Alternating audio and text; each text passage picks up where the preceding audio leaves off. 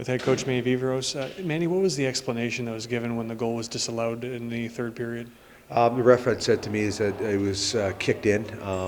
They said that they could review it. I mean, if there's anything in question, it was called a goal on the ice. But after review, they looked at it from our angle from the camera. We couldn't really tell, but they have an overhead that we didn't see. But they said it was kicked in.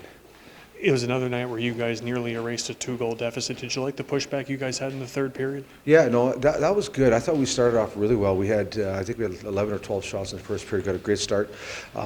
Second period, we got away from a game a little bit. One of these things that we talked about playing Bakersfield is that our attention to the detail has to be so good against such a good veteran team for 60 minutes, and we got away from that for a little while in the second period and got ourselves into some penalty trouble.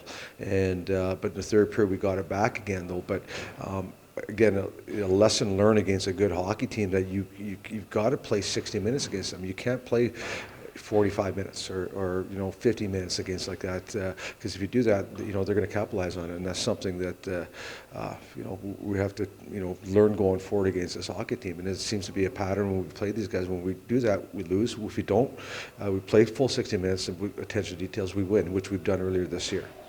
Their power play is probably better than the statistics would show this year. I think they're ranked 23rd coming into the game. But are there particular things that they can exploit?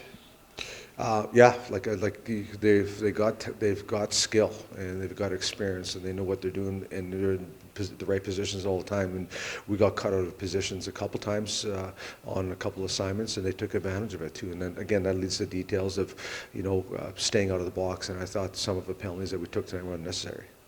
Peter Dilibatore sets up the Ben Jones goal. It's a good patient setup. He's a second-year pro. I think we forget that sometimes, but what does he bring in skill situations when he has time to make a play?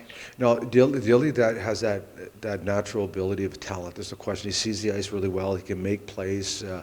He moves really well.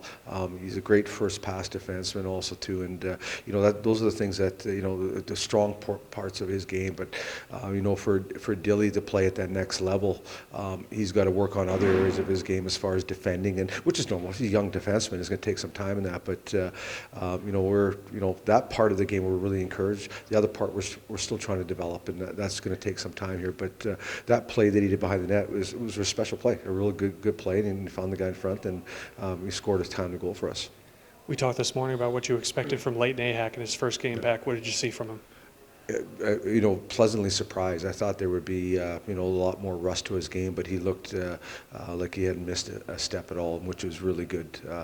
His pace of play was really good. He saw the ice, has competed well. He took a couple of good hits.